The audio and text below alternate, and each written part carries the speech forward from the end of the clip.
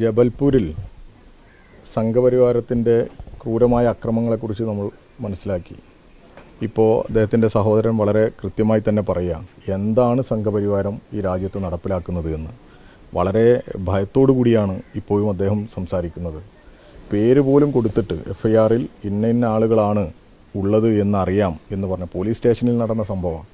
ആ പേരൊന്ന് ഉൾപ്പെടുത്താൻ പോലും FIR-ൽ പേര് ഉൾപ്പെടുത്താൻ പോലും തയ്യാറായില്ല എന്ന രീതിയിലാണ് പറയുന്നത്.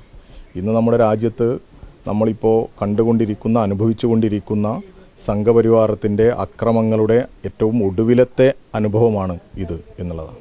ഞങ്ങൾ തീർച്ചയായിട്ടും ഒരു ഐക്യദാർഢ്യപ്പെടൽ എന്നുള്ള നിലക്ക് തന്നെയാണ് ഇവിടെ ഖാദിർക്കയോടൊപ്പം വന്നത്.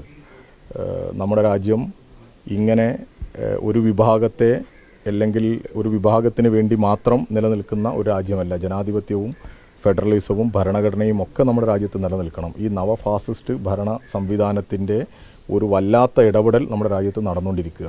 ഗുജറാത്ത് കലാപവുമായി ബന്ധപ്പെട്ട് ഒരു സിനിമ ഇറങ്ങി, എമ്പുരാൻ എന്ന് പറഞ്ഞപ്പോൾ ഇവർ കാണിക്കുന്ന ഒരു വല്ലാത്ത അസഹിഷ്ണുത ഇപ്പോൾ നമ്മൾ കണ്ടുകൊണ്ടിരിക്കുക.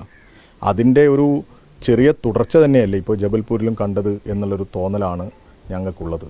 അതിൻ്റെ ഒരു തുടർച്ച തന്നെയാണ് ഇപ്പോൾ ജബൽപൂരിലും കാണുന്നത്. അവിടെ ഈ പറയുന്ന സംഘപരിവാരം വിഭാഗത്തെ അങ്ങ് ഇറക്കി വിടുക, പൂർണ്ണ സ്വാതന്ത്ര്യം കൊടുത്ത് വിടുക. എങ്ങനെയാണ് ഇതിന് ധൈര്യം വരുന്നത്? ഇങ്ങനെ ഒരു അക്രമം ഉണ്ടായി, എന്നാൽ ആ അക്രമം ഉണ്ടായിക്കഴിഞ്ഞാൽ അതിനെതിരെ ഒരു ശക്തമായ നിലപാട് സ്വീകരിക്കാൻ ഭരണ സംവിധാനം നേതൃത്വം കൊടുക്കണ്ടേ? ഒരു നേതൃത്വം കൊടുക്കുന്നില്ല. മണിപ്പൂർ നമ്മുടെ മുമ്പിലുണ്ട്, തൊട്ട് മുമ്പുള്ള അനുഭവം നമ്മുടെ മുമ്പിലുണ്ട്. മണിപ്പൂർ ഇപ്പോഴും കത്തിക്കൊണ്ടേയിരിക്കുക.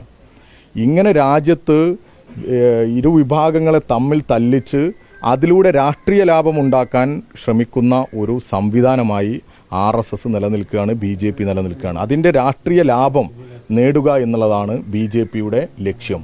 ഇതുപോലെ മനുഷ്യരെ തമ്മിൽ തല്ലിച്ച് രാഷ്ട്രീയ ലാഭം നേടുന്ന പാർട്ടിയായി BJP മാറുന്നു. ശക്തമായ പ്രതിഷേധം ഇതിനെതിരെ ഉയർന്നു വരേണ്ടതുണ്ട്.